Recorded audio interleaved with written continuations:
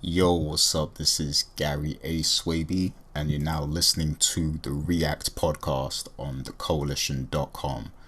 And I am here with Mr. Richard Bailey Jr. How you doing, Rich? Doing good, Gary. What's up, listeners and viewers? Indeed, indeed. And Dana Abercrombie is also here, but she's doing, she's got some I'm other here. things going on. Okay. So, how you doing, Dana? I'm doing excelente. Good, good. Okay, so yeah, we're here to recap the PlayStation showcase that just aired recently. Like it just finished about an hour ago or something like that. And yeah, if you're here listening live on YouTube, definitely leave your comments. Let us know what's up. Let us know what you think as we have this discussion, because there is a lot to discuss right here. This Sony caught my attention with this one because I was sleeping for a while. Like I was sleeping on next gen, but they kind of gave me a shot in the arm with this one, so I'm paying attention now. So let me just say that first of all. But yeah, so let's get into some of these discussions that need to be had. So this stream addressed a lot of things. We saw a lot of things. We saw games. We saw we saw the information we've been waiting for a very long time, and we got a glimpse at some other service based things that are coming and things like that, right? So I'm just gonna I'm gonna run through a few things that was revealed, and then you guys can let me know what you think and what stood out to you specifically. We are gonna have obviously a detailed discussion about the price later on, so I'll exclude that for now because we're gonna get to that. And but yeah, let's just focus on like the games first of all, and then we'll unpack everything else. So the show started with a megaton, like, and I like you already know, like you just have to look at my Twitter to understand what I was going through at that moment. But yeah, the show started with a Final Fantasy XVI reveal trailer, which looked amazing in my opinion. And we also saw, after that, Spider-Man Miles Morales, some gameplay of that game. We saw the long rumored Harry Potter Hogwarts Legacy, game. And wait, who developed that again? Avalanche. Avalanche. Okay, Yep. because it was rumored Rocksteady before, right? But it was actually Avalanche. Okay, Yeah. cool. And Call of Duty Black Ops Cold War campaign gameplay was shown. Resident Evil Village gameplay. A new Deathloop trailer. Devil May Cry 5 special edition. We saw Oddworld again, and Five Nights at Freddy's, Demon Souls extended gameplay, Fortnite. Who needs more Fortnite? Anyway, Children do. Do it for the children. Make them happy and preoccupied. yeah, kudos to the children. I hope you enjoy. And yeah, we got news, of course, about the price and everything, and PlayStation Plus, and they ended with a teaser for God of War Ragnarok, right? So Yep. let's have this discussion, about these announcements and stuff. I'm gonna hand it over to each of you. You let me know, what stood out to you. What, I'm first of all, let me just take a time. Let me just take a minute or two just to say Final Fantasy 16. Wow, I can't believe it. Like we had Final Fantasy 7 remake this year. We waited 5 years for that, and now we get to wait 3 more years now for Final Fantasy 16, and then two Or more five. years after that for 7 2. Yeah. So, Yeah. but nah, like the game looks amazing. I To me, it looks like Final Fantasy 15. Like it looks like the I same engine, but like it looks better, and it looks like the story might be better, and it looks like they're going back to kind of like the medieval fantasy origins of Final Fantasy kind of thing. So I'm excited for it. I think this one is gonna be good. Like everything is just telling me that this is gonna be good. So, but what was you gonna say, Rich? So let me just make a quick comment on this, because I went back after we saw the presentation and as we were preparing for the show. I decided to go back and look at this particular part of the presentation again. And on the exact same screen where it says PlayStation console exclusive, there is an asterisk. And at the bottom of that asterisk, it says also available on PC. So this game is also coming to PC, Gary, in case you were thinking you need to buy a PS5 just for this game. Now, it doesn't say when the game is coming, obviously, and the email that I received from Square Enix says there won't be any more information on this game until 2021. So you're going to be waiting some time to find out more details, but at least you can know it's coming to PC also. So Yeah. I would say don't think that you need to get a PS5 specifically for this game, because who knows? It might be coming to PC, but obviously knowing the PlayStation trying to push the third-party stuff, is probably going to be a timed deal here, and the PC release is probably not going to be for like several months or so. I mean, who knows? We'll have to wait and see about that. You're upsetting the Sony fans already, Rich. Oh, really? No, Oh, no, but yeah, Really? you're absolutely right. And I did see that. The thing is, like, Final Fantasy 15 came to PC also, but it was like a year or two later. So yeah, like I'm wondering if that is day one, because if it is day one, that's a big deal. And yeah, I won't even need to get a PS5, like, to play the game. yeah. And because actually I'll save that for later. But yeah, like that is going to be interesting to see what approach they take, and also I'm wondering like what Square Enix, what their relationship is like with Microsoft. I mean they still do stuff with them, I guess. Like they still put stuff on the Xbox, but it's like the remake and 16. It's like it's exclusive to Sony first. I mean, I'm sure it's a timed exclusive. It's not full exclusive, but that's just interesting to me that they're choosing, to kind of side with the PlayStation brand. Of course, the brand has always kind of been synonymous with PlayStation, but there was a brief Yeah. period where they kind of, were drifting more towards Microsoft. So it's interesting that they kind of pulled it back, and now they're aligned with, Sony mostly. But yeah, like that was a great way to start this stream. Like, and they caught everyone's attention with that right away. So yeah, any thoughts on that, Dana? If you're here, okay, guess not. But yeah, so I just had to say that first and foremost. But yeah, I'm gonna hand it over to you now, Rich. Let me know like which games, which announcements stood out to you the most, on this stream.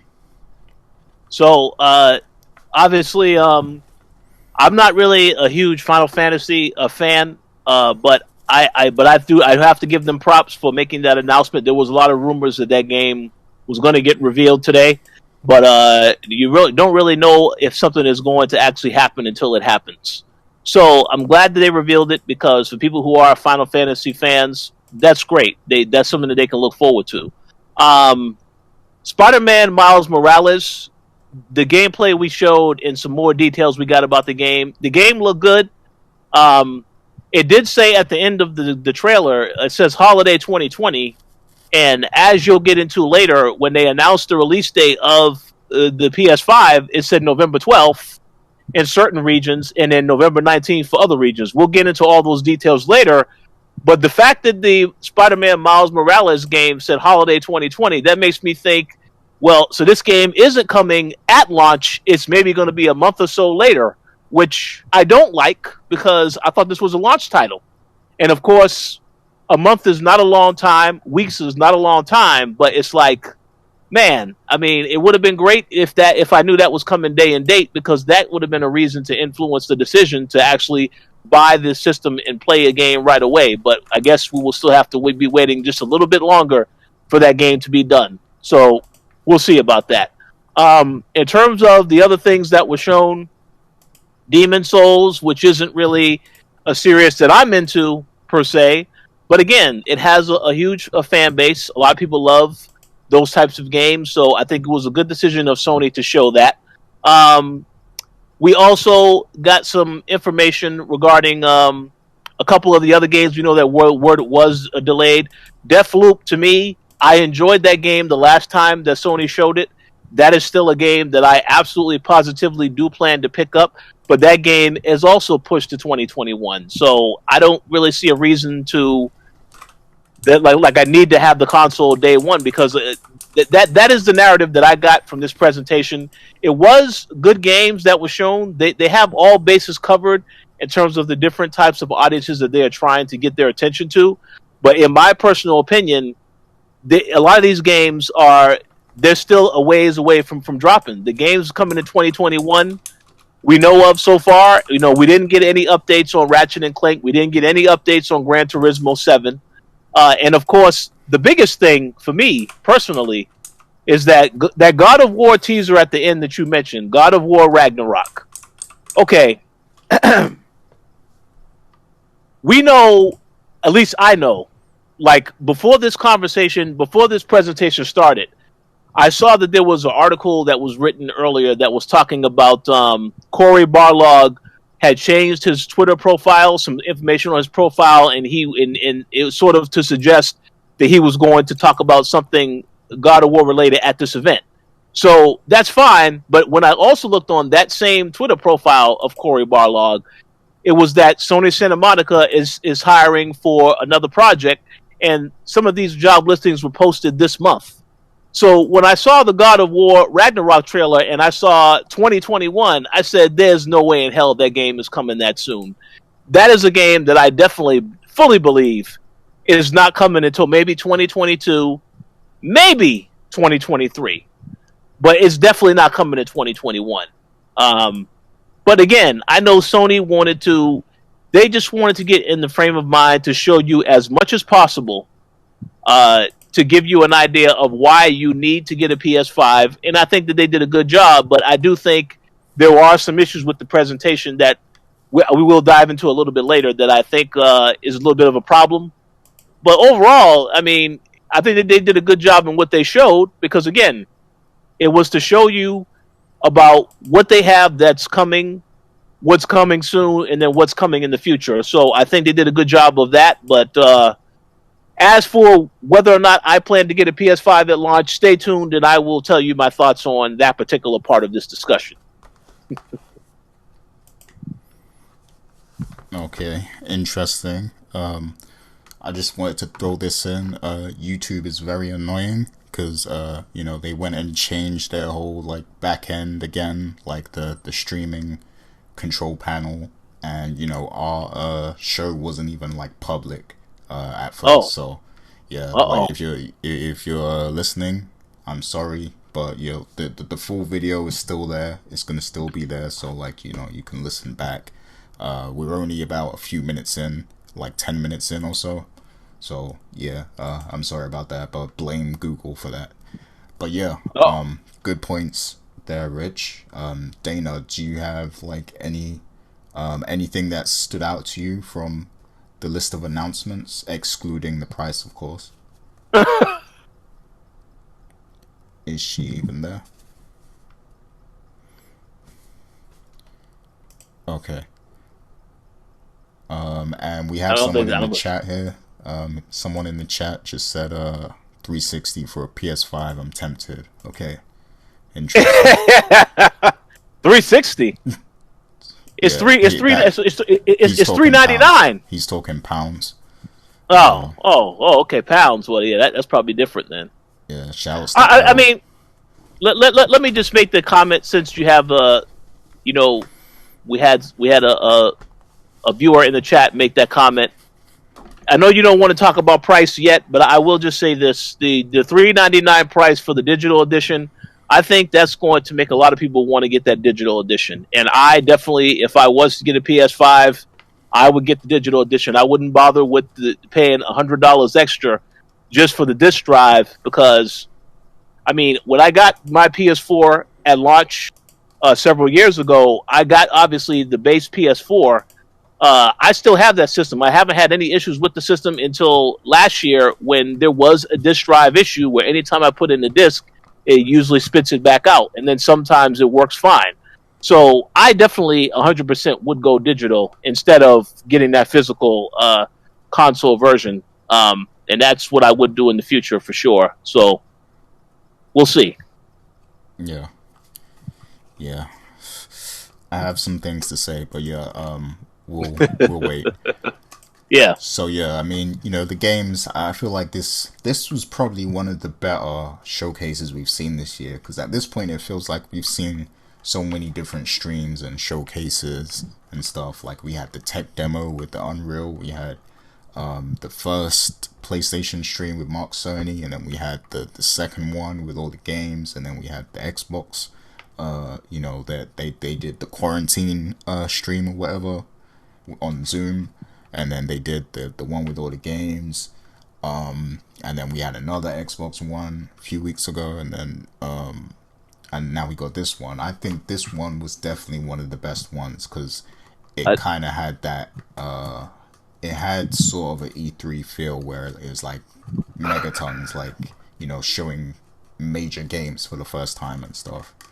I definitely agree with that. It feels to me like obviously we got all of these streams because of what is currently going on in the world right now and how it has impacted everything. Because I'm pretty sure if we had E3, Microsoft and Sony, they would have packed all the content they had into these presentations at E3 instead of us just having these separate little videos, discussions, showcases to show what they have that's coming for next gen.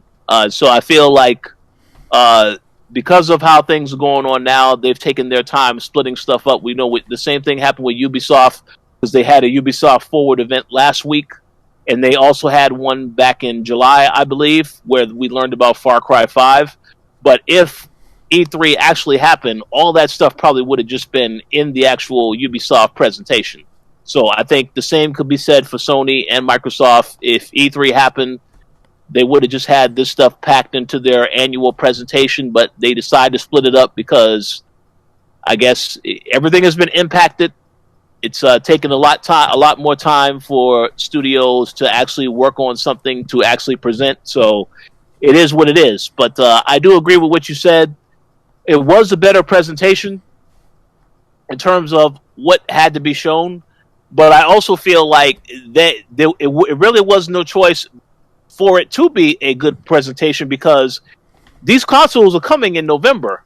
So the way I look at it is that you have to have a good presentation because now you're finally telling people this is how much the console costs. So you can't just have a half-assed presentation. They had to come out and show some stuff, even if some stuff is far away from release, just to convince people, yeah, you might want to pick up the console now. We don't have a ton of things available at launch, but trust me, we have a lot more coming in the future, so now is a good time to consider pre-ordering.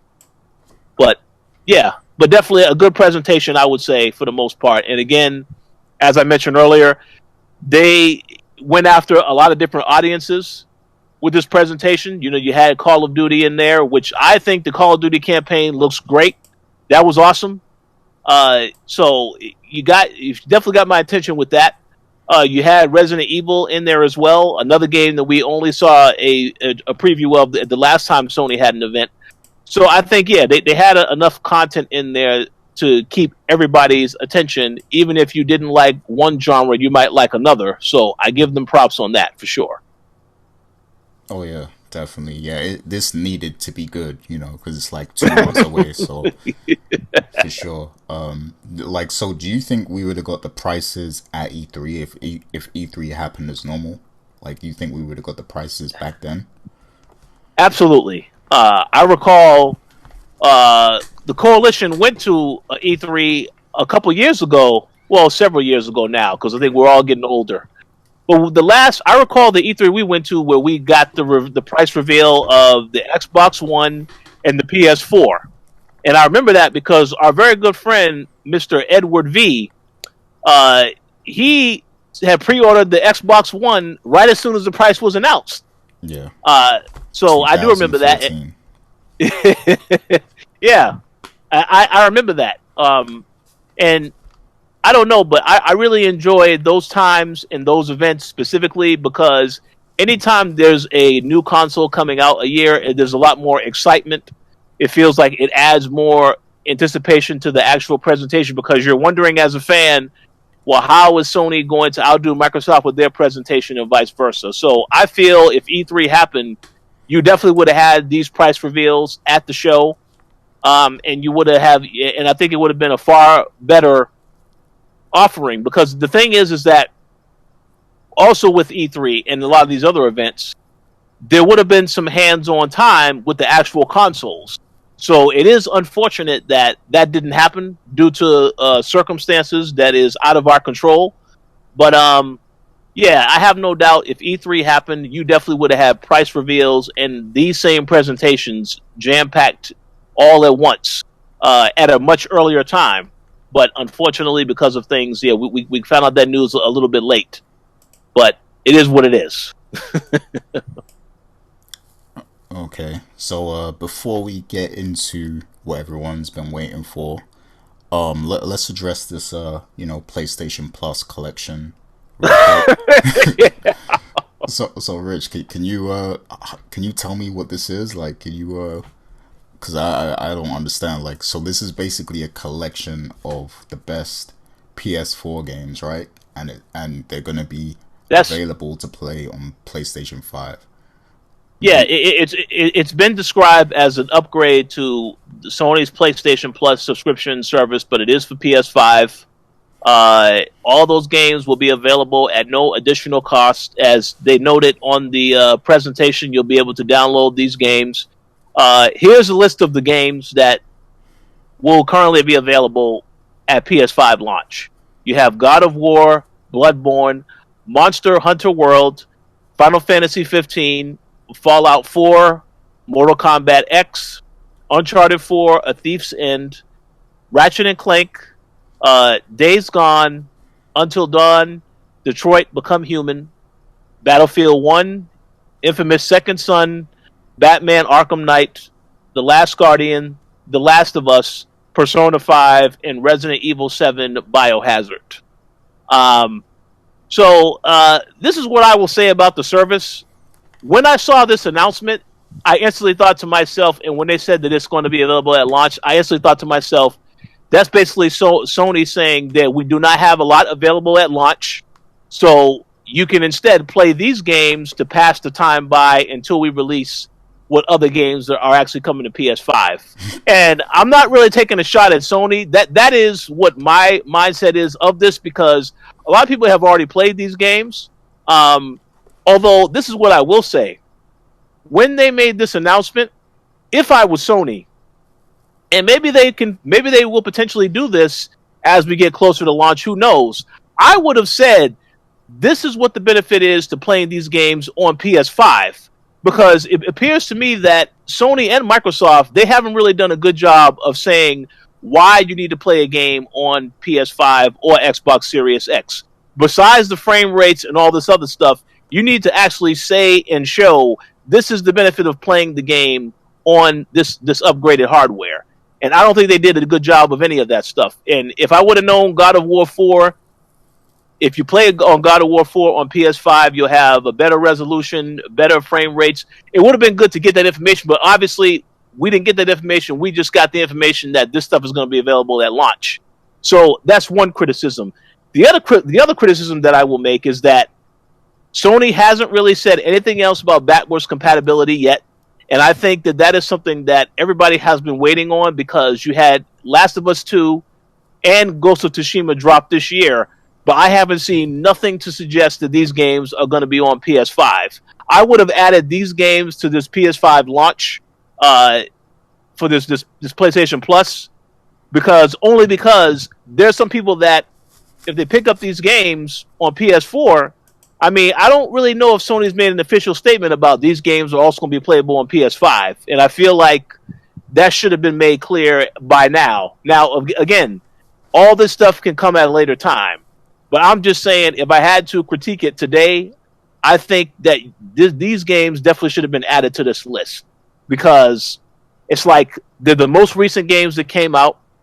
No doubt they've sold incredibly well on PS4, but if someone has to choose between, do I still want to play these games on PS5 or do I want to just just say, do I still want to play these games on PS4 or do I want to pick up a PS5? Now that's a hard choice for somebody if these games are not playable on PS5. Although I'm sure they are, that should have been clarified by now that they also are playable on PS5. So Sony, I hope they do plan to announce that and confirm that information because otherwise it's like it doesn't make any kind of sense to me. And Ghost of Tsushima especially because Ghost of Tsushima has that co-op DLC coming out later this year for multiplayer, which they did announce is coming fall 2020. So I'm even more surprised that it has not been confirmed, unless it has. Somebody tell me if I'm wrong in the chat. Unless it has been confirmed, I have heard nothing about Ghost of Tsushima on PS5. So hopefully all that information will be confirmed sooner rather than later. Yeah. Yeah, I mean, I agree with you. Like, considering there's sort of a lack of games at launch, I would have, made this more enticing by kind of adding those games. Because, I mean, you have Microsoft who are adding, like, all their exclusives to Game Pass day one. So, like, you can pay $1 or anything between $1 and $10 or whatever it costs for Game Pass, and you get Halo, day one. So it's like, when you're looking at that, you look at, the PlayStation Plus collection or whatever, it's like, yeah, you guys should have added, Last of Us and Ghost of Tsushima just so there's something more there. Absolutely. At launch. I agree. And one quick point that I will make also is that one thing that I do get a sense of from looking at this list of the games that are going to be available with this service. If you notice, obviously this isn't in reference to the PlayStation games, the PlayStation Studio games, but I think if you look at this list, it will give you an idea of a glimpse into the partnerships that Sony has in terms of the third-party support going into next gen. Because I see Batman Arkham Knight is on here, which makes me think they may have a deal to have exclusive PlayStation content for that Suicide Squad in 2022. Stuff like that. Because some of these games on here, it's like, yeah, you see Batman Arkham Knight, that's a old game. It's a great game, but it's old. You have Resident Evil 7 Biohazard on here. And think about it, the first time we saw Resident Evil Village, it was at the Sony conference. So that is one thing I have noticed, is that I'm pretty sure a lot of this stuff is tied to their third-party partners. So I would not be surprised if you'll see exclusive content from these publishers moving forward. And this is the clue to that information right here. Yeah. Yeah, that's an interesting point. But Warner Brothers, like, haven't they usually sided more with Microsoft than Sony and stuff in terms of like exclusives? That's a good question. I'm not 100% certain on that. I would say I don't really think. I mean, they've kept exclusive content on both consoles. I don't recall if they've ever had like content exclusive to PlayStation 30 days before Xbox. Activision did that obviously with Call of Duty and stuff like that. And Microsoft also had a period where they did that stuff too. But with Warner Brothers, I think they have been pretty much down the middle. Right down the middle. This generation, I think, for the most part. Maybe I'm thinking of a different publisher or something. But yeah. But Square Enix obviously is, they have made it a point to bring their games to PlayStation first. Because we saw that with Nier Automata. I remember when that game came out. That game was awesome. It was on PS5, and then it took about a year and some change before it came to Xbox. So yeah, it's some companies like Square Enix, PlayStation, they definitely make it a priority to get the third party stuff on PlayStation before it comes anywhere else. So okay, I think my eyes are deceiving me right now because Edward V just left a couple comments in the chat. Uh-oh. He said 399 version day one. And he also said PS Plus Collection is dope because they just adding to a subscription that you need to play multiplayer. So it's a subscription you already have, I guess. So Well, I'm a, surprised to see him say that. a shout out to Edward V. But yeah, that is very very surprising to hear that from him as a Xbox fan. Although I'm pretty sure that he's balling out, he will be getting an Xbox and PS5 at launch. So Oh yeah, yeah, I know he's balling. The Sirius X. stuff he's been Yep, getting up to lately. absolutely. But yeah, yeah, interesting. So let's get to the price and everything. Let's get to, what the people have been waiting for, what we've been waiting for, to see that price. Yeah. So it's let's let me make sure I get this right and pull this up. So the digital edition of the PS5 is going to be $399.99, and Yep. the proper version, like the full version with the discs and everything, the Blu-ray drive, is going to be $499 dollars. So $500 essentially, if you want to round it up. So yeah, and what were the prices of the Xbox Series X and S again, Rich? Just so we know. The Sirius S is $299, and I believe there's a payment plan of $25 a month for 2 years. That comes with Xbox Game Pass Ultimate, and the Xbox Series X is $499, which is also a $35 2-year payment option for those that cannot afford to pay that much at launch. So pretty much, the Xbox Series X and the PlayStation 5 regular edition are the same price, $499. The difference is that the Xbox Series S is $299, and the PlayStation Digital Edition is $100 more for $399. Yeah. Right. So yeah, so I guess let's talk about that difference right there. So so for $299 you have, the Xbox Series S. And what do we know about this system? It's the resolution is lower, right? Is that what it is? Yeah, it pretty much has the same, all the same things as the Xbox Series X. It's just that it's a lower resolution, obviously, because it's a smaller console, and there's no 4K with that. Yeah.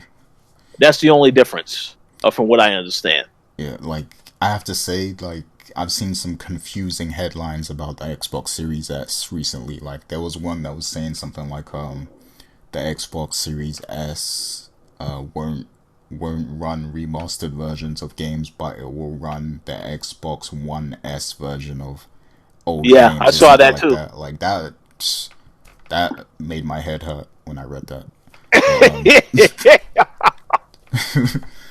But yeah, so let's look at the digital edition of the PS5, which is $399. That's actually £359 if you're in the UK. And this is basically the same as the normal PS5, just without the drive, right? Yeah. You said the Xbox Series S, you said? The PS5 digital edition. Yeah, sorry about that. I was looking at something else. Yeah, the PS5 Digital Edition, yeah, it's without that disc drive because it's a digital only version. And quite honestly, as I said earlier on this show, when I do get a PS5, that's the version that I will get because I just don't see the need. I'm not paying $100 extra for a disc drive. That $100 can go towards actual games instead of the actual console itself. Yeah. Excellent point there. I'm sure many people agree at this point. We are getting to that point where discs are kind of useless. Like we don't really need discs. We can download our games now, and let's hope that PSN is faster on the PS5 too. But yeah. So like my thing is, if we're comparing the Xbox Series S and the PS5 digital, that difference in resolution makes a difference. So, if this digital edition of the PS5 is exactly the same as the core PS5, just without a disc, I think that difference in price is warranted. Like, I think that's okay. Because, if you have confusing headlines about the Series S like that, like, that tells me that, there's a quality drop in that system. So, because of that quality drop, I think, the digital edition of the PS5 being higher in price is reasonable if there is no quality drop. So that's what I would say about that. Oh, you mean for the $399? Yeah, Well, no. I mean, the digital edition and the PS5 is pretty much the exact same console, the same hardware, the same SSD. Everything is the same. The only thing you are literally paying for is that disk drive if you get that regular edition. So that's what I'm saying. I think it's okay that because people are comparing. I think people are comparing the Series X to the PS5 digital, and fact that the S is cheaper. But I think it's warranted. That the PS5 digital is $100 more than the Series S. Oh, absolutely. Yeah. There's no difference in quality besides the disk drive. So I think that's completely fine. And I mean, go ahead. I personally think that Sony wants people to go digital because I don't know too many people that will want to spend that $500 because you just think about it. If I'm getting the exact same console, it's not going to be a different SSD with more space on it. Everything is exactly the same. So unless somebody needs the physical because they want to continue buying physical media, they have to determine whether or not it makes sense to spend $500 for that. Whereas I, as someone who is very much conscious of my budget and everything else, I would say, well, damn, that $100 is better spent actually buying games or something else that I need for the console, because we already know when the console launches, it's not going to have everything that you need out the box. Yes, you'll get a controller, but as far as what I've seen on the packaging, because there was a couple of things that came out about the packaging of the PS5, the only thing that I see that the system comes with now is that Astro Playroom game. That's it. And I guess if there's a PS Plus subscription, if like maybe a trial if you aren't a PS Plus member or something to that extent, but that's all it comes with. So if you want to go ahead and spend $500 for the console and then another $60-$70 for games, by all means do it. But I just think from a economical standpoint, making the digital edition $400, that is an excellent price. That's an excellent price point. It's totally fair, totally reasonable. But yeah, again, people will have to decide whether or not they want to take that. If they figure that that's more valuable, or they need that disk drive, then they're willing to pay $100 more for just that. Yeah, right. Whereas with the Xbox, you're talking about a difference in quality, like actual quality. So exactly, that's a big deal in my opinion. And for people that do decide, I need to get a PS5 and a Xbox Series X, they can actually get both of those, and the cost be about $900 and with tax. That's not a lot of money. It is a lot to some people, but that sounds pretty reasonable. But again, I don't really see a reason why somebody would do that. Because they do have, and then again with Microsoft, you do at least have the option to do the payment plan. However, I would say you're probably better off just paying it off, because you're going to pay a little bit more if you do that 2-year plan. This is what they want you to do. So, but again, we'll see about that. Yeah, don't go in debt for an Xbox, yo. Like, don't pay that monthly. Like, if you can just save up your money, buy it outright. Like, that's the best way to do it. Absolutely. And by the way, you do realize we do have Yeah, I don't know if you've been checking your text, but we've been getting some messages Oh about yeah, some things we need to say. I was about to get to that. But do you want to? Would you like to read it? No, go ahead. I'll let Okay. you read it first. Yes. Yeah. So big shouts to one of the co-founders, Anthony Frazier. He actually sent us some messages to read out. So I'm not gonna say this verbatim because there's some crazy stuff here. But he says he says the PS5 is about to have people's ribs touching out here. And he said rich ain't cheap. They making you pay for their games and controllers like $100 a piece almost. And he also says Game Pass first party $70 for PS5 games and Game Pass first party Xbox games. So Well, I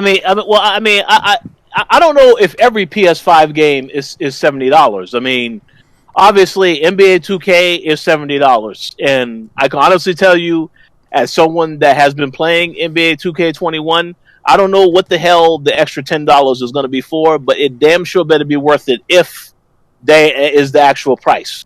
So I don't believe it is going to be worth it, but we'll see. But again, I don't really know. Every publisher hasn't confirmed it's $70 is. I mean, Activision has, because I believe they said Call of Duty is going to be more in 2K, but I don't know if Sony and Microsoft have confirmed that yet for their exclusive games, at least from what I've seen so far. So we have to see if that changes. But I do know they are trying. I think they're trying to raise the price of games across the board, like for everything. But I don't know if that's made official yet. Like I'm not sure. But well, what we do know is that every game is not going to be worth the price that it's actually is listed as $70. I mean, it depends on the game. Like, take for example, if we're talking about Cyberpunk 2077 is $70, I think that is 100% worth the price because it's going to be a deep, ambitious game, and you can put a lot of time into it. And obviously, CD Projekt Red does a very good job of supporting their games long after the game has already been out. So that's a perfect example of something where I think that'll be worth paying $70. But some of these other games, like Madden and NBA 2K, I don't think that it's going to be worth that price. Now, again, I could be wrong later, but again, these studios haven't really shown anything from the next-gen versions yet, so I think it's fair to criticize and say it may not be worth the price, but we'll have to wait and see. yeah. I mean, I'm not ready to start paying that much money for games. Like the game has to be like spectacular, like no glitches, nothing, like perfect day one. And I'm not waiting weeks and weeks for new content or nothing like that. Like the game better be flawless for that price. Oh, So well, I bought Anthem for £90, like the superior edition, and that game was like trash day one. So I'm still salty about that. So yeah. Well, yeah, I agree with you. Well, the thing is, some of the devs have already said that some of the upgrades are going to be free. I need to see a list of all of the companies that said that the upgrades are going to be free, because it's very confusing with the companies that said that you're going to be paying more and then others that said no, it's available as a free download. So we need to get some clarification on this stuff. And I'm pretty sure as we get closer to launch of these new consoles, all that information will be, confirmed. But for now, it's no doubt about it that there's a lot going on with that. But we'll have to wait and see how everything goes. The only criticism that I have with Xbox Game Pass is that not every game on Game Pass stays on Game Pass. Obviously, the Microsoft exclusive games will always stay on there, but I have noticed over the last several months playing on Game Pass, games like Devil May Cry, all this other stuff, it leaves the service after a period of time. And even in the case of Red Dead Redemption 2, because I recall a couple of months ago, they said Rockstar said that's coming, Because first it was Grand Theft Auto 5 was on that service, and then they took it off, and then they put Red Dead on there. Red Dead is already gone from Game Pass, so I don't like that the stuff that like there's a limited window of time to play the game. I don't like that at all, because some games, depending on how good they are, they should be able to stay on that service for a longer period of time. But that has something to do, I think, with Microsoft, how much their money these other companies are actually getting from this deal, and Microsoft not really giving them enough to give them the incentive to want to keep it on there longer. But I don't know for sure. Again, I'm not no expert. This is just my analysis of the situation as to that stuff. But yeah, that's the only reason why I would be hesitant with Game Pass, because some titles, they don't stay on there that long. And that's a problem right there, for me, personally. Yeah, like I literally just got a text message over the weekend from my friend Oliver, and he was very mad because he just bought Game Pass like a couple weeks ago or something, specifically to play Red Dead Redemption. And you know, he's a busy man, he's an accountant and everything, and before he knew it, the game was gone and he didn't even really get to play it. So yeah, that's not good. You're right about that, but yeah. They got to work on that. But if you like the exclusive titles though, you all set. You great for the Microsoft exclusives. But some of these other third party deals, some of that stuff, I think that has to be better moving forward in the future. Yeah, I guess from Microsoft's perspective, they have to work out a lot of these deals independently. So like, you know, with Red Dead, like they probably had to work out like a real tough negotiation with Rockstar to even get that game on there in the first place, because you know Rockstar, they're about their money, man. Like they don't want to lose money too long. So yeah, that's what. Okay, I want to say there was we have an image that Mr. Frazier also sent us. Did you see this, Gary? Yeah, about I was looking at it, but break that down for us.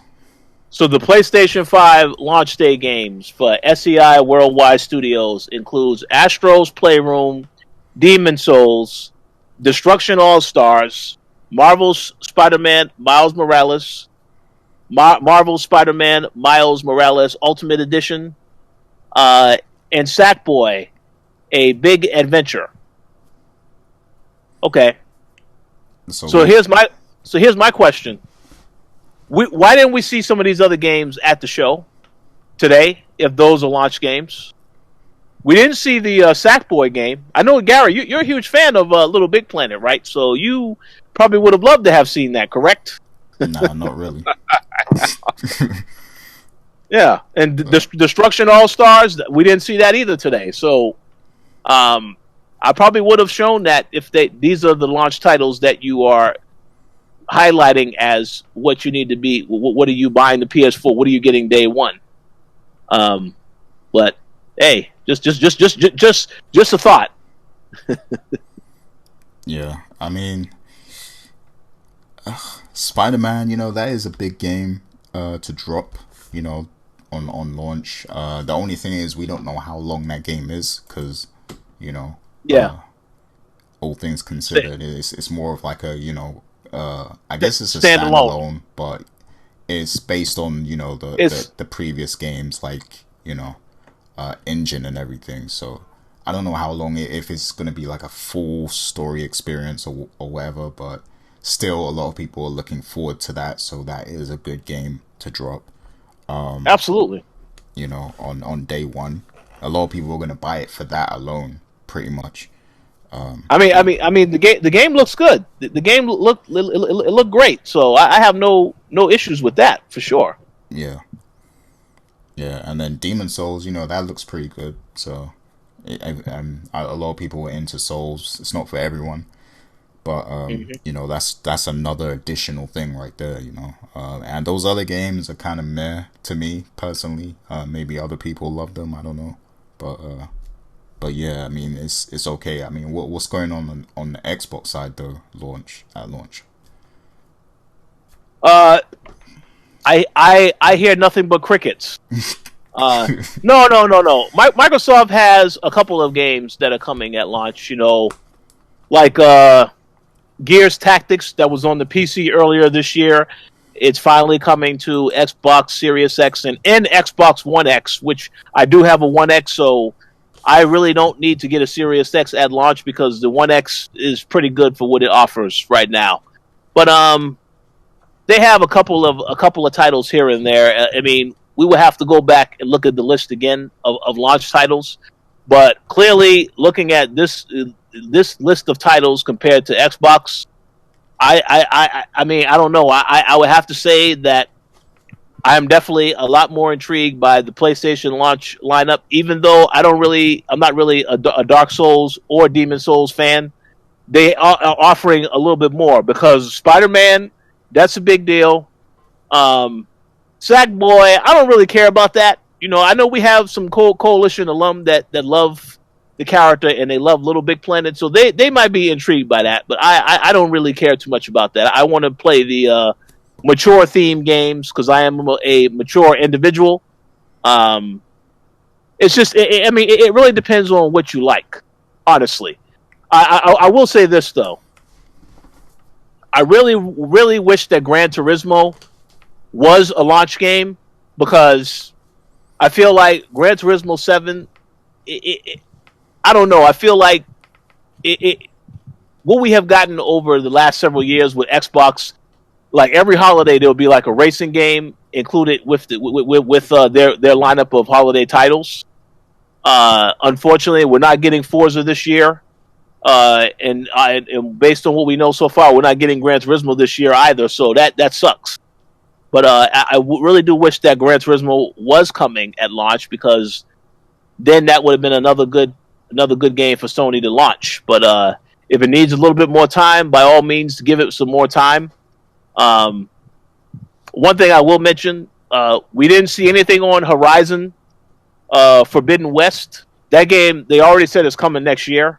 So I didn't expect to see anything about it today, but I mean, I don't know, man. That game, Ratchet and Clank especially, Ratchet and Clank also, I expected to hear more about that today because that is a game people have been talking about and been saying, oh, it's definitely going to come at launch or near launch. And Sony obviously has not confirmed any of that information because we haven't heard any other details. So we'll see what happens. But right now, I would say launch lineup-wise, PlayStation is going to be a lot more intriguing to some people. And then also, for any of the people that may have missed out on God of War, for whatever reason, they may have missed out on Uncharted 4 or any of the other games on that PS Plus thing, they do have the option of playing those again. But for someone like me who has played most of those games, I don't really care too much about those games. But for anyone that is getting a PlayStation for the first time, that might be a good pickup for them. But yeah, it all depends on what they're looking for, what they want to play this holiday season. Yeah. So real quick, I just want to shout out both Anthony Frazier and Edward V. Like, we gotta get you guys on the next co-op or something. Yeah, absolutely. You know, to really dive that must happen. Yeah. But we can have a discussion about Xbox Series X and PlayStation 5 and which console are you getting this fall? Yes. Yeah, exactly. But so Rich, I gotta ask you, like, why didn't we hear about the pre-order on the stream? Because literally right before we did this show, you know, we got these tweets from Jeff Keighley, you know, and he was basically hinting towards the pre-order coming tomorrow, and that some retailers would be taking, you know, some pre-orders today, possibly. But why didn't they just say that during the show? Like, it would have literally been like a few seconds just to add that, like. Well, you know what my personal answer to that question is, because, and people will get mad at this answer, but I have to keep it real. I feel like PlayStation is scrambling to get this stuff confirmed, because to me, I mean, I recall a couple of weeks ago, several weeks ago actually, when I said that there were people that they were doing live streams because and going to different websites like Amazon, so on and so forth, because they thought the PlayStation price was going to be revealed and the pre-order was just going to be revealed just out the blue. So much so that it led to Sony actually making a statement and saying, we will let you know when pricing is going to be available and when we're taking pre-orders. This is exactly why it didn't make any kind of sense for them not to have that information today, because I mean, that right there. This is what to build the hype and anticipation. I think everybody was expecting the price today, but they were also expecting the pre-order. This is an area that you have to give Microsoft credit, because at least with the information we got last week, they told you pre-orders start September 22nd. They were very clear with that information. As soon as they put up the post, after it leaked, of course, they put up the news post. This is the Xbox Series X, and this is the Xbox Series S, and this is when they are launching. And this is when you can pre-order. Very clear and direct instructions. Then we see Sony's conference today. You see the little nice graphic and all this other stuff, and the pricing, and then that's it. And then you have Jim Ryan said, and there you have it. That is the price. That's it. No other information. So it didn't make any kind of sense for me personally why the pre-order information wasn't revealed, and why is Jeff Keighley the one to tell us this information. Because if I'm a business owner and I'm running Sony and I know that millions of people are watching this stream, I would make that information readily known on that stream. Everybody does not follow Jeff Keighley and know who this guy is, or what the hell he's talking about. So that right there, that's a misstep by Sony. I definitely would have made that information clear. Facts. This is because this doesn't make any kind of sense. So you have to criticize that. And if there's any PlayStation fan out there that thinks that that's not fair to criticize that, well, that person is really a diehard fanboy then. Because that right there, they have to make that information clear. Because everybody has been asking about that. They wanted to know the price and the pre-orders. They've been saying this for weeks now. So, yeah, they should have definitely said that information on the show. Because more people are watching the show. But it is what it is. Yeah, facts. Like, I mean, you know, if you're in a business like this, it's sales driven, and yes, I mean, you have all of this excitement. You just showed Final Fantasy, you showed Harry Potter, Hogwarts Legacy, you showed Devil May Cry, Call of Duty, Fortnite, all these games, right? Like, why wouldn't you just say, you know, you showed the price of the console? Why wouldn't you just add, you know, they could have even added it in text, you know, or something, like just say pre-orders available tomorrow or something like that. Like that's all you needed to do, you know. And Jim Ryan was at the end of the presentation. He could have just said this. He could have just said it.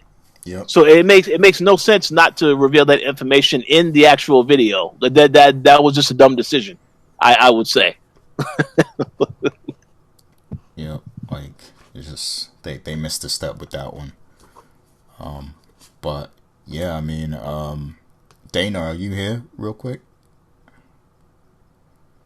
Wait, she is? No, I don't think so. Okay, she's still muted. Okay, so let's end this off by saying, like, I just want to ask you a question, Rich. So what are your plans this fall? Like, what are you buying? Are you buying both? Are you buying one? You know, what games are you buying? You know, if you buy anything, like, and you know, if you aren't buying anything, let us know what you would be leaning towards, if you was. So okay, so my plans this fall, I'm going to continue to play on my Xbox One X, and I'm going to continue to finish all of the games that I have backlogs for on PS4. Right now, if I was to get a PS5, it would be only so I can cover games for the website. I mean, that's the only reason I would buy it. But other than that, I don't really think this is a console I need to buy at launch, because all the games I want to play aren't coming until 2021. Deathloop, that was a launch game that got delayed a couple of weeks ago. It's not coming until Q2 of 2021. Horizon Forbidden West is not coming until 2021. Resident Evil Village is not coming until 2021. The list goes on. Even the next-gen update of Cyberpunk 2077 is not coming until 2021. So, in my personal opinion, it looks like this. If you buy the console now, sure, it's great to buy for Spider-Man. I think Spider-Man is really the only game that I would pick up. Like I said, I don't really know too much about Demon Souls. I don't not really into the Souls games like that, so I probably wouldn't want to play that. Astro Playroom, nah, son. I think I'll pass on that as That well. that seems like your type of game, though. No, no, no, no. I think our very good friend Carl Daniel. I think he did say that he likes that game as well as the Little Big Planet games. That's I think he would be cool with that. But for me personally, I feel like the games I want to play the most, they aren't coming for quite some time. So I don't see the rush to play a game to pick up a PS5 immediately at launch. But again, like I said, if I did, it's going to be so I can cover stuff for the Koalition. But for right now, today, at this moment in time, I think my money is better served. Actually, I don't know, doing the adult thing and paying some bills, and then obviously, all of the stuff that's coming to Series X is also coming to the One X. So I can just play all those other games on Xbox One X instead. So for right now, I don't really see the. I don't really think it's a must buy day one. Now, if Sony had came out and said Ratchet and Clank is a launch game, Gran Turismo is a launch game, then yeah, I definitely would have picked up the PS5 immediately. Yes, I would have pre-ordered as soon as they were available, and I knew that they were available. But for right now, I don't really. It's hard for me to say that I would pick one up right now because I just feel like there's going to be a lot more as the platform has, as developers have time to create their games for the platform. It's going to be more titles coming. I just don't see enough at launch where it's like, oh, I need to buy this. Even the game we spoke about before, the Kenna game that you said that you was interested in, that game also got delayed to 2021. So again, Wow. all the games I want to play are not coming until next year. So that's why I think next year in the springtime, that would be the best time because by then I would expect that Sony would even have more supply available because it is going to be sold out quick this holiday season. I think that's pretty much a given. But yeah, I would say 2021 for sure. This fall, it's a hard sell still because I don't think it's enough that I'm intrigued by. But we'll see what happens. Okay, so is it safe to say that if you was going to buy a console this fall, you would be getting the PlayStation 5 digital edition? Absolutely. Okay. And to be quite honest, I do intend to get an Xbox Series X in the future as well. I just don't think that I need to get it now because again, I have the Xbox One X. Microsoft has discontinued that console because they want people to get the Series X. I don't have a 4K TV yet either, so it really doesn't make sense for me to get any console until I actually upgrade my TV first, so I can actually get the true benefit of seeing what all this 4K stuff that these people are talking about. So I until I do those upgrades, I don't think that there's any need for me personally to rush to get a console. But again, as I said, if I do end up getting a PS5 digital edition or Xbox Series X early, it's only because I am intending to cover stuff for the website like immediately right away. So we'll see what happens. Okay. And as for me, I'm at a point in my life now where it's getting hard. I'm a grumpy old man now, so it's getting harder for me to play everything as it comes out. So there's no, like you said, Rich. There's no reason for me to rush to get any consoles. Because the games that I want to play, I mean, I want to play Miles Morales, yes, but I can wait for it. So I'm gonna wait until at least fall 2021. And if not, 2022. Because here's the thing, right? Like, Nvidia they just announced a bunch of cards, graphics Yep. cards, right? So my plan is to invest my money in a new PC build because it's about that time for me to rebuild my entire system. And I feel like PC is a better investment right now anyway because a lot of the games come to PC. You have Game Pass on PC, so like I'm just gonna rebuild my system, and that's gonna benefit me because I can use my PC for work and for play, and I'm gonna get a good specs, good performance Mhm. out of my games by doing that. and I'm good. You know, I can play the games I want to play on PC. Now, certain games, of course, you can only play on console, like God of War. You're only playing on PlayStation 5. You know, Halo. Oh, you can't even say that actually. I'm sorry. What is that? Xbox doesn't have anything that you can't play on PC, so I can't even make that argument. But yeah, like damn, I was about to say Horizon 2, and that's come to PC. But yeah, there's certain games though that I'm sure Gran Turismo, when that comes out, you can't play that on PC. So I'll wait for those games to come before I invest in a console. And that's my stance right now. But if I was going to buy one, it would definitely be the PlayStation 5 digital edition, because that makes the most sense to me. We are moving to more of a digital phase right now. I think PS4 and Xbox One was like the last kind of it was like a transitional generation, if you will, because we started the generation by wanting Blu-ray still. Blu-ray was still a big deal when this generation started, but now it's like everyone I talk to, they prefer to get their games digitally now. Yep. So I think we've reached that point now where we can drop physical copies of games. I think that's what Sony and Microsoft prefer, because even with Game Pass, all of that stuff is digital. So I think that is what they prefer. That's what they're trying to get people to do. The only concern I have is I would love to know how much hard drive space is going to be available after downloading some of those games, because even though I look at the tech number of on the SSD for PS5, we already know it won't be that after you take into account the software on the actual drive, and then when you install the games, it's going to be a lot less than what it says on their spec list. So yeah, we'll have to wait and see about that. But I agree, digital is the only way to go, in my personal opinion. No offense to physical, but it appears that the digital is.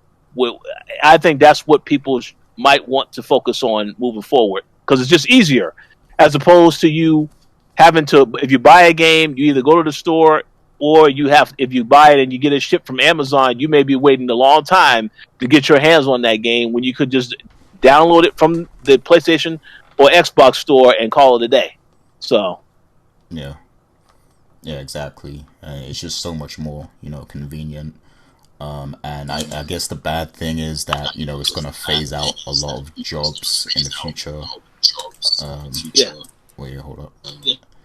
Yeah, it's gonna phase out a lot of jobs in the future, because the more people don't buy physical stuff, there's no reason for GameStop and places like that to exist. So yeah, like that might end up cutting a lot of jobs if we move in that direction. But I'm sure there'll be other ways to get around that, because online retailers, they sell digital keys for certain games and things like that, so maybe some of these companies can they can still make some sort of money from game sales, but it's just the physical is eventually going to be phased out. And the next challenge for Microsoft and Sony is going to be making cloud gaming and streaming more accessible to us, because like you mentioned, Rich, the capacity, like the storage capacity, is going to be a problem as we make that leap to digital. So absolutely. Yeah. It looks like Dana is back. So real quick, before we wrap up here, Dana, what's your thoughts on the price of the PS5? I thought it's really cute. We do have a pandemic that people are still going through, and through some hardships, and so for me, I think the price was asking for a lot when you came to the 300, not the 300, the $500 one. But in terms of the disc, see, if we're just looking at it solely as for PlayStation and not comparing it to other consoles, I do feel that it's really hard to say. I mean, had this been any other time, 500 is a pretty decent amount to ask for a console, and that wouldn't, it would just go on like nothing, a fart in the wind. But I just kind of felt that right now, what? A fart in the I wind. just kind of felt like right now, a fart in the wind, like, and then you like hope no one listened to it, and you just going about your day, like you don't pay attention to that price tag when it says 500. I just think that we're just in a really unfortunate time where we're in, a lot of people are facing financial hardships, so $500 could be a lot to ask, but for those who are okay and have that money, I think it's pretty fine. I didn't really have any kind of reaction to it in the terms of like, oh, this is gonna start tanking, Sony. I think they're gonna be just perfectly fine. And for those people who are really looking for that graphics, we're not gonna get into like around 22 or 23, right? So you can still have plenty of time to save up on it. The console is not going anywhere. So I thought, it's perfectly fine for what they're asking. I don't have anything that's wrong with it. But I do want to just say really one thing when you was talking about the digital and how physical stuff is just disappearing. You come from a world of books where you have e-readers and you have people who still go out and buy physical books. So I think it's a bit presumptuous to start assuming that discs are going to go away. I'm not a predictor of the future, but I think that there is still room for both, especially when you don't know how much space something is going to take up when it comes to the discless version. So I think there's still a lot of things to still work on. I think there's room for both discless and disc, and everything's going to be kind of fine in that matter. Like my rebuttal to that is like I just don't think the gaming. Oh, you're echoing, by the way. I don't think the gaming, the gamer base like are the same as people who buy books and stuff, because it's like people who buy books, like they're more of like they're a wider cultural thing. You have libraries and things like that. Like I think people who buy books are more willing to support people who sell books. And also, there's this whole anti-Amazon agenda as well in the books industry, where people are trying to actively not empower Amazon, as being the only book publisher or bookseller or book retailer or whatever. So like there's like an active agenda for people to kind of go and buy books physically. But like with gaming, it's like gamers are lazy. They sit on their couch, they press a button and buy a game. Wow. Like that's what they want to do, like That's that's me too, by the way. that's Like I would much rather just buy a game on Steam than go to like have to put on clothes, go outside and buy a game in a shop.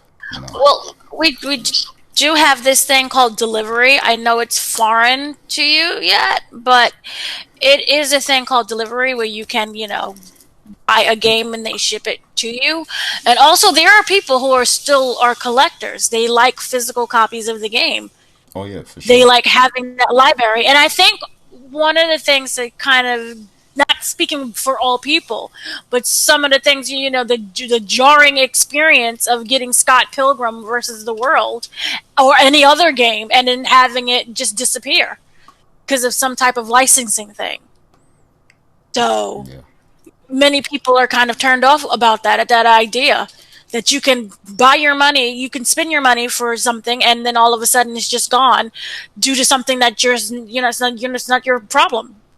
Yeah. So I think that, physical, I don't think it's going anywhere for this moment. And yeah, it's really easy to just go buy and just click a button and it's automatically right there. But there is still a crowd that likes the physical and, likes delivery or even likes going. I mean, it's kind of hard for me in general to like you go in and buy a game because just for example, game shops around are just closing. But there are other places, you can go and get the game from Best Buy or whatever. You can just buy it online and it ships it to you. But it's I don't think it's fair to say that. Yeah, no, I'm not denying that. It's Like going there away. are definitely people who still want to buy physical games and collect. I just think, like when you're buying a physical thing, you have to wait for that delivery. Gamers are both lazy and impatient, so it's like they want that game now, like midnight when the game comes out and stuff like that. So I just feel like there's a shift happening where people are going more digital than physical, and we will start to see physical phased out, gradually. But there are people, like Dana said, like there are still people who do want to collect physically, and those are plausible reasons also that she mentioned with, stuff disappearing, because that's happened a few times in history as well, like games just disappearing from Steam and PSN or whatever, or even content from games disappearing. So that is also, something annoying, but I just feel like that's not enough to discourage people from going digital. But that's a greater debate, we could probably have on, another episode. Because I do feel like that's an interesting single debate that we could do sometime. And we can get, some more opinions on that. But do you have anything else with regards to PS5 and what we saw today to say? And that's to both of you, either Richard or Dana. In regards to the show, I thought the show was it was good. I mean, we got to see it, but we wanted more. Well, at least me. I wanted more of the Miles Morales gameplay. I mean, trailers and selected shots are very nice and lovely, but I want some gameplay. And we got some of that. We also got to see the upcoming Harry Potter game that looks really great. I'm So I was excited. excited for that. The God of War game that's coming out, and maybe, I don't know, whenever it decides to come out, in Final Fantasy, whenever that one decides to come out. So we got some very lovely games. They're all very exciting. Of course, I just need to see a little bit more because, trailers can be really great. It all depends on how you edit stuff. But overall, I thought it was a pretty decent, solid show. And the price, and it wasn't what I was predicting. I wanted like a big kind of swerve where what happens if the consoles were the exact same price as the Xboxes? Ooh, that'd have been a huge one. We Yeah, didn't get I that. mean, at least one of them is, but yeah, Well, yeah, one of them is. Overall, I thought it was fine. Did a very decent job. And I'm very excited for what we had to see. yeah. Just to piggyback on what because you brought up God of War. I do want to say one thing, like, I am gonna play the next God of War game, right? But I'm still annoyed by that first game slightly because they teased Thor and Odin throughout the whole game, and we didn't even get to fight one of them. So we better actually get to Well, fight. this is what you have to. It's called Ragnarok. So I would hope that your dreams come true with it being called Ragnarok. Yeah. Maybe, hopefully. Oh yeah, it has to happen. Like, so they better I, get you, right to the you, action. Go ahead, you know, Richard. I just want to make this comment. Hopefully, I don't make people angry, but I Oh don't dear. believe anyone can look at that trailer of a logo and say, "Yeah, son, this game is definitely coming out in 2021." No way, no way, no way that's coming. And No. I will not be surprised when Sony confirms it's coming late, much later than that. Games hardly come out when they're announced, when they're supposed to be. Yeah, This No. is true. Remember that Shimu 3? When everyone was waiting for that game and how Oh well yeah, that yep, did? absolutely. I definitely remember that for sure. That's Gary. Gary was waiting on that game. yeah, and the thing is, like, we're gonna see the fallout of this pandemic for a long time. So like, it did like a lot of Hmm. stuff is gonna be delayed for like the next year or two because of what happened this year. So Yeah, that game ain't coming out next year. Like, that's a fact. I guarantee you. So. And also, Deathloop was just fantastical. I love Deathloop very much so. Yeah, that game. You can start pre-ordering tomorrow. So for the console, not the game. So yeah, I think it's I know you've already got the page up, and you're gonna be refreshing until you're able to pre-order. So that's good. I'm gonna just keep refreshing that and my Miles Morales, and I'll be happy. But it's also coming to Here's the thing that I was kind of slightly wondering. Mm-hmm. Miles Morales is also coming to PS4. And a lot of people are looking forward to that game as well. Do you feel... Yeah, it's coming to PS4 also. Okay, like same time? Later this year. Okay. And then we're getting the PS5 iteration at $69.99. Okay. So, I was just wondering because when they do that, I wonder how that will affect pre-order sales. Will it be like, yes, I want it for the new generation, or I'll just keep it for my PS4? I just wonder when they do things like that. How does that affect the launch? Or maybe it's not even, again, it could be just a fart and a win, and you're like, who cares? Why not get both? I mean, if both of those come out day and date, I think the PS4 one will outsell the PS5 one just because the user base is already there, like, and it's already bigger, and people still have to buy PS5, and not everybody's gonna get it day one. So the PS4 sales will be larger by far in that case. Well, actually, let me make a quick comment. Because I'm looking at the blog about this Miles Morales PS4. Mm-hmm. So let me retract the statement that I mentioned earlier, Gary, when you asked what my plans are for the holiday season. Mm-hmm. I'm definitely not getting the PS5 until 2021 now. Confirmed. Ooh. Shots are fired. Wait, so do you also see the PS4 reducing in price? Yeah, I think that absolutely should happen because there's still games coming to PS4. Sony is not going to stop developing. I mean, the Sony studios may eventually focus just on PS5, but there's still other third-party games still coming to PS4. So, yeah. So because of that, they could keep the price as it is for the PS4. No, because the thing is, the PS4 right now, I believe it's $400. I have to double check that price for just the base model.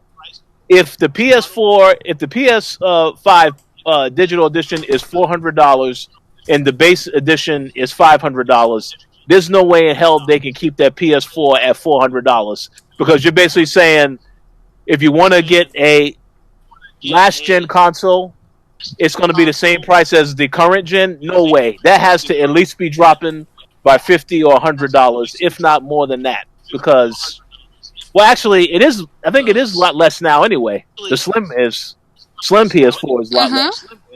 Yes, Slim is like $3, depending on where you go. That price is probably going to drop then. I would think for sure. But we'll see. We'll see what they do with that.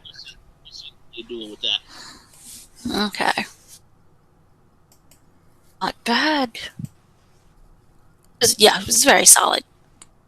That's good though. That's excellent news to know that Miles Morales is coming to PS4 also. So, and I like that in the blog post, Insomniac says they are understanding that everyone will not transition to PS5 right away.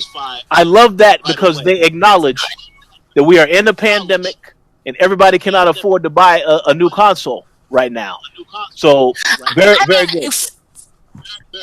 If you forget the pandemic for a second, over looking at the past, was there a lot of people who just automatically jumped to the next console once it was announced? Or are there still stragglers? That's a good question.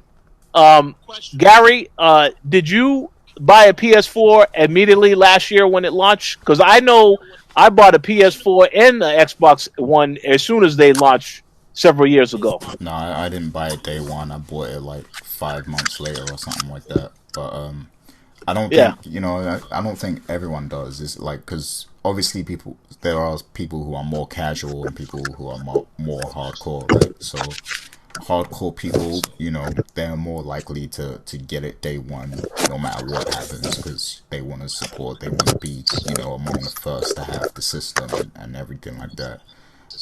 But I like if we're talking in terms of overall numbers, I think most people don't get it day one because we're yeah. talking millions and millions of people here. So I'm gonna give you a secret. what's The that? only reason that I got the PS4 and the Xbox One at launch is because I literally saved up from trading in almost every game that I reviewed in the past. If I got a physical copy, I traded. I saved all that trading credit.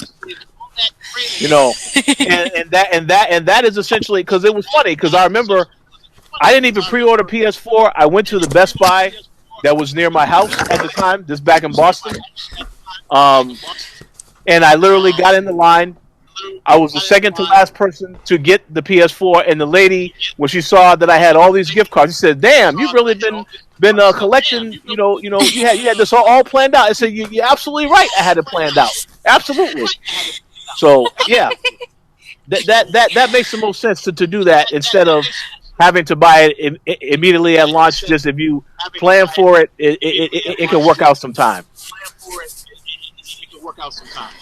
I remember doing that for Batman, the Arkham Asylum one. I was so excited as a kid. I was like, "Yay! I did it!" Got ripped off, but I did it. Oh, whoa, ripped off, whoa. Well, That's GameStop, just not in fun. general, rips you off. That's just known. Oh yeah, yeah. You can have like 20 games and they'll give you like $2. You're right about that. Absolutely. That's like I paid 60 per game. You're like, oh, $2. Yeah, that's too much. Oh, that was definitely a smart plan, though, Rich. Yeah, I so give you credit that, for that that. Which is a thinker. that's good advice for those that if they want to plan it out, but It's too pretty late much now. the long story is that no reason to get these consoles at launch unless you absolutely figure you must have them And we because didn't there even isn't. mention that there's gonna be a shortage anyway, like because there's only gonna be a certain number of Don't consoles that say that. they See, want. here's the thing with that. Say that. I'm very confused because then I saw that there was a story that there was going to be a shortage, and then Sony came out and made a statement and said no. Everything that we said is remain accurate. We still are prepared for holidays. So I'm confused on that, but I would say because of how they treated today's announcement, where you didn't talk about the pre-orders, I think that there is some truth to that original story. Because otherwise you would Yes, have but just made it clear, Well, go ahead. What happened? the pre-order information. They announced the pre-order information later on. They didn't completely ignore it. Yeah, Jeff Keighley announced it Yeah. on Twitter. Yeah. They did that for the other company as well, so it's not like. And just speaking of that, GameStop just sent me an email saying, we are taking pre-orders. No, there you go. So see, I there you don't go. maybe. Here's the thing: why I think they probably did that. They did that after and not before. We see a lot of leaks with everything, and all it takes is just a hit of a button. So maybe they decided to not reveal that information, beforehand, so that way nothing is leaked. Could be. I mean, yeah, it's certainly possible. Um, I have no idea, but I know I'm no fan. I'm not a fan of GameStop. So, and I just received that email as well. So if anyone from GameStop is watching this podcast, they can go to hell because I'm not pre-ordering at GameStop.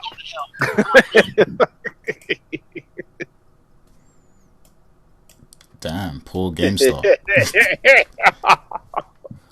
But yeah, that's pretty much it for today, though. We will have, a co-op podcast, fairly soon, I hope. And, we're gonna go deeper into this next gen conversation, and, address some other things, comparing the consoles and things like that, the Xbox Series X and the PlayStation 5, and, the PlayStation 5 digital and the Xbox Series S. We're gonna definitely dissect that topic fully at a later time.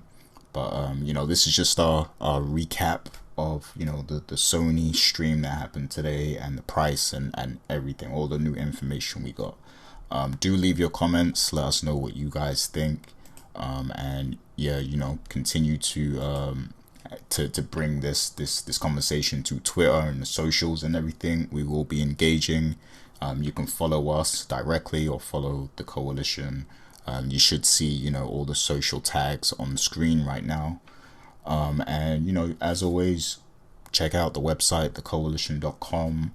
And we have a lot of different content, entertainment, gaming, and yeah, just make sure you subscribe and like the video as well.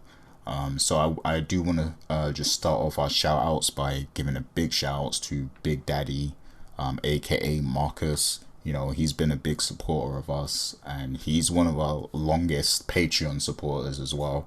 So big shout outs to Big Daddy. Thanks for all of your long-term support. Thanks for listening today as well.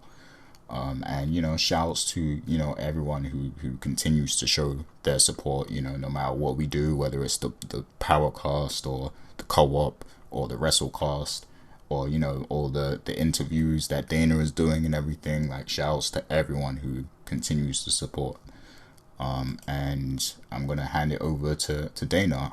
Dana, you got any shout outs? Shout out to everybody who is listening and continues to support us when we rant. Okay. And how about you, Rich? Got any shout outs? Shout out to everybody for the continued support. Thank you very much for checking out the show. And shout out to PlayStation, because we learned today that Play does have a limit. And that limit is $3.99 and $4.99. That's the limit. Yep. And I also want to give shouts to the Throwdown crew as well. Can't wait to hear what they got to say about this. I know, a few of those guys were very excited. So, yeah, can't wait. But we'll be back soon. So everybody take care of yourselves. Have a good evening. And we'll see you soon.